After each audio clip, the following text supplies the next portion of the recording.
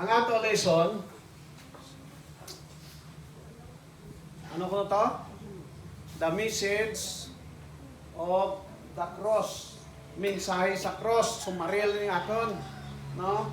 Ang aton nga memory text for the message of the cross is foolishness to those who are perishing, but to us who are being saved it is the power of God.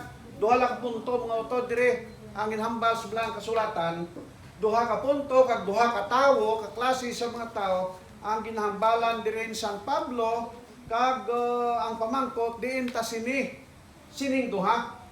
Siyempre sa kaluwasan, why sing neutral ground yo? Why kung nga diri takos tunga. Hindi na takos magpasilabot, pero tanan biyata why sing middle why sing middle tawag? Meaning why sing aras tunga. Ang punto sa atong nga lesson nga duha ka mga tawo nga utod kung grupo sa mga tao siling diri foolishness to those who are perishing, power to those who are being saved. Ginalaragway kung ginapakitan San Pablo ang mga katawhan, una adtong mga nagakalawala, sunod ang mga katawhan nga nagakaluwas mga utod. Ang cross para sa isa ka grupo sa mga tao, sining sa ato nga lesson, isa kini ka foolishness. Anong foolishness na sa ato ba? Kabuangan, no? Kabuangan. Ang cross, sining dire, sa nagakawala, kabuangan na, abi ninyo mga utod, kung naghambal ta ka cross karong panahon daw hindi mangisyado ka prejudice ang tao, pati ka mo? Kaya ang tao, sa aton panahon, kung magkaon, bisan mo ay pangamuyo, pero nagapanguros. O, silik iban ba, agyanti mo ka kilat, o di mo panguros ba? O, ito rin cross. Kami sa una, magbiyahe ba? Pagkaagi simbahan, sarakyan, dayon mo gid panguros dayon. Magsukad ka kanon, natudlang mi nanay, magsukad ka kanon, butangan ka cross. Pero sa una, one time nalipat ko ba? Pag amok ako, isa, duha ay hindi gali. Amo na siya. Cross lang kita nana. Mag-adto ka sa patio, tanan may arasing cross. Mga simbahan nga may araman sing cross. May mga tao nga ginabutangan agtang daw yang panawag hindi nang panas lang may tato gid sa tawag nga cross. Ginakulintas ka tawo cross. Ginapasaan ka tawo ko na Semana Santa cross sa aton panahon. Pero sa panahon ni Pablo, dirita sa panahon ni Pablo balahaw, ang cross isa ini siya ka hindi madawat sang tao. Before sa kamatay ni Jesus, 500 BC, 50 BC, si Cicero, ang isa orator sa Rome, nagambalang daan nga hindi kamo magunahon ang cross nga nakita si Cicero nga si Jesus ginlansan sa cross. Why ang buot hambalon ni Cicero kag sa mga Romans tungod kay panahon sa Roman rule sa kalibutan. Ang heinous crime, heinous kidlaw, patyon kaw pinaagi sa paglansang sa cross. May iba na ginapatay, ginaupdan lang kaulo. Okay lang na. Pero inang ilansang ka sa cross, amo nang pinakasakit. Kag ang mga Roman citizen sina exempted kung Roman citizen kaw. Kay man ang Rome sa tong panahon perti kadamo ang nakolonya nila nga mga nasyon sa bilog kalibutan.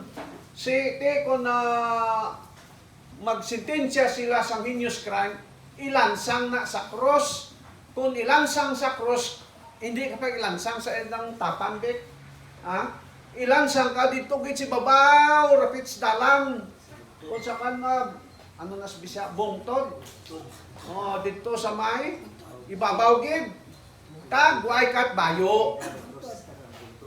muna ya, si Jesus to, abi nyo may bayo to. Di mo tangal na ka pulos-pulos, do ka diya, pero ay to bayo.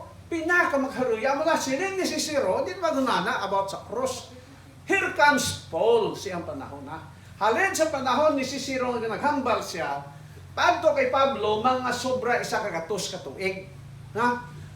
Mga diragid, mga isang gatos katuig, o sobra isang gatos katuig. Ang wali ni Pablo sa bilog niyang missionary journey, labi na dito sa Corinto, is about the cross. Di sino mamati kung naan mo kay Pablo? Hindi man mamati ang mga Romans kay kalain. Labaw na ang mga ang mga Hudyo. Kay man ang mga Hudyo nagapaabot sa Mesiyas niyang wali sa una kaiban, ilabi na sila ni Pedro nga si Ginusos Mesiyas, ti karon, ti kon Mesiyas nga aabi kuno sila sa mga Hudyo, nga ginlansang sa cross. Hindi na madawat na. Hindi na madawat. Amo nang sitwasyon nga ang pagwali ni Pablo, pirti kabudlay sa iyang panahon. Ha? Siya do kalisod sa iyang panahon. Sa aton karon niya, hulas lang tanagani na, pero i-apply ta sa lisod man nga panahon. Ha? Sa lisod nga sitwasyon. Kaya kung na-apply pala nga, Siyas Diyos, sure magpasaan ka pa na, ta cross na magtanaw sa dalan, kang may magsunod nga pulo pa tao. Ha? Duro dahil masunod eh. Ha? Amo na. Pero aton i-apply sa aton karon, sa aton pagkinabuhi sa kalibutan. Matod pa dire, siling pa dire, foolishness to those who are perishing. Ang cross, mga utod, kabuangan lang sa sadtong mga nagakawala. Duha ka grupo sa mga tao ang nagalantaw sa cross.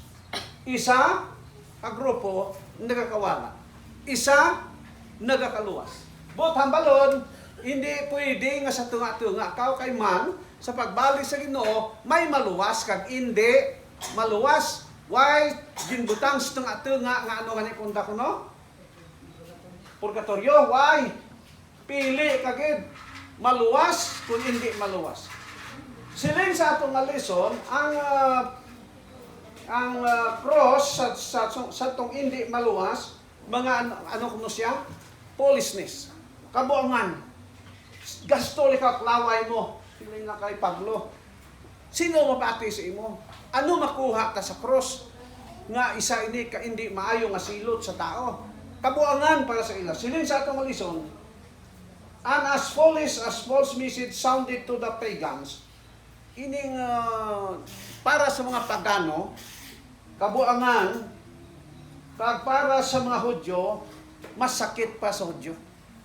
Nga man, kay ang ginawali ni Pablo nga manluluwas, ginlansang sa cross. Kung ginlansang sa cross, ano kapuslanan sina mga kautoran? Apang sinindere, bisan pa sina si Pablo, way mauntat wali. Wali lang gihapon. Pabalo ko mga piras Pablo gin bato. Ang piras Pablo gin balbal. Damo, pero ay siya man untat. Ay para sa nga ta, kabuangan lang nahimo ni Pablo. Pero sining pa sa atong alison, sa sina nga panahon, pwerte kadamo ang nagdawat sa Corinto sa may tungod sa mensahe sa cross.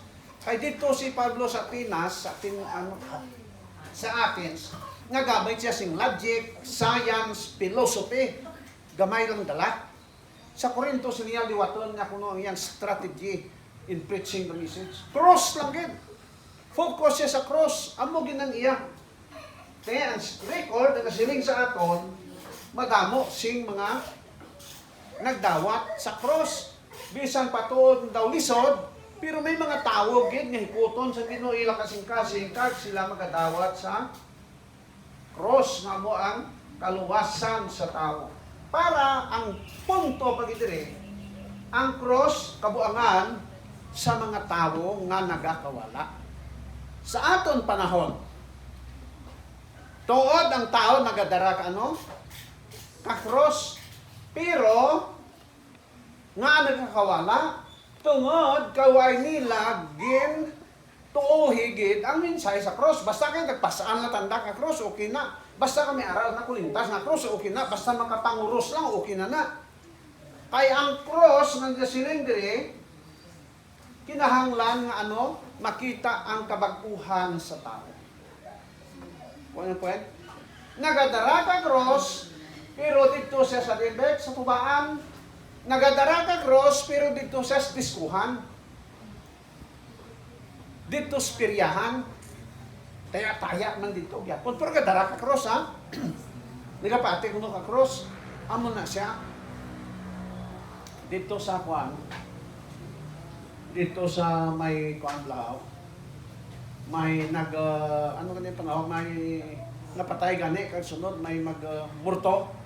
Wow, kakina, pero di kahadlok nanda, kamurto. Dayon, ginhimo da, gindaranda ka, cross. Away, naskala ka murto cross. Tama na? Ay, namadlok murto ka cross. Ti sila ya, gatuogit sa tong cross. Pero ang problema, kailang kinabuhi, wala nagbago, pinaagi sa cross. Sila yung kaiba niya. Ay, yung napatay niya, ako na. Ang record sina, kung why di na ka-offering, kagway na gahatag kapulo. Siguro maayos siguro, daraan ta ka sibot. Pag-abot panahon to, nga nagwa do murto, daraan ta ka sibot. Lagyo murto ba? Ay bisan murto lang kali kung nadalok ti mo daan sa buhay ka pa, hadlok siya. Pasi koleksyonan sa offering. Cross, mga utod. Sunod, pero ang cross para sa nagakaluwas, ano kuno siya? Dahom sa mga nagakawala, kabuangan. Pero sa mga nagakalaluwas, isa ini kagahom. Amo kinapamangkot sa aton nududlo. Ano ang gahom sa cross sa imong kinabuhi? Pero sila sa aton nga lesson, isa ini siya kagahom sa Dios. Kag amo ini ang pamaagi lang sang Ginoo may tungod sa kaluwasan. Kay without the cross, why sing tao nga maluwas? Atay nang duman nga ang tao nga nalaglag, sila sa atong nalison, ini siya nalaglag tungod kay ginpili niya nga malaglag man. Ang tao maluwas, hindi siyang kaugalingon, kundi pinagi sa cross. Sa aton pa maluwas kita, hindi tungod kay aton gidna, kundi tungod kay ang Ginoo naghatag sa aton sing balatyagon, kag naghatag sa aton sing paghanop may tungod sa cross. Sa Colosas 1:20, ang cross amo ang pasag uli. Nga aman, sa panahon nga si Adan kag si Eva nakasala, sang ang Ginoo nagtawag sila, nagano sila? Nagpalayo. Ang record nagsugid sa aton nga ang tao nagpalayo sa Dios subto panahon sa anaw dumdum kamo nga ang tao nagilabihan dugid kamahigko. Sa panahon ni Noe, ang mga tao nagpalayo. Para nga ang tao mapasag-uli. Intindi kung mapasag-uli? Ha? Intindi ka? Reconcile in English pa. Intindihan nyo doon? May pa in English doon. Intindi ko mo. Patan ng balang ang intindi. Tigpasag-uli.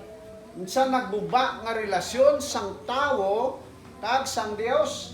Botsing ganon, ang cross do parehas katulay nga nag-angot sa isa ka isla padto sa isa ka isla. Nag-connect, pinaagi sa cross ang tao nga napalayo sa Ginoo, napasag-uli sa iyang relasyon ngadto sa cross, ngadto sa Dios. Tungod kay pinaagi sa cross ang tao makadawat kung nakabaton sa ginatawag kaluwasan mga utod. Amo nang buhat-hambalan sa ato lesson. Ang mensahe sa cross, nakita napasag-uli na. Kung kita nagatuo na, kay silin diri sa nagakawala kabuangan, pero sa nagakalaluwas dahom ining cross para sa aton. Amo ini ang tibuok nga lesson nga aton matun-an sa sini nga punto sa atong mga leksyon.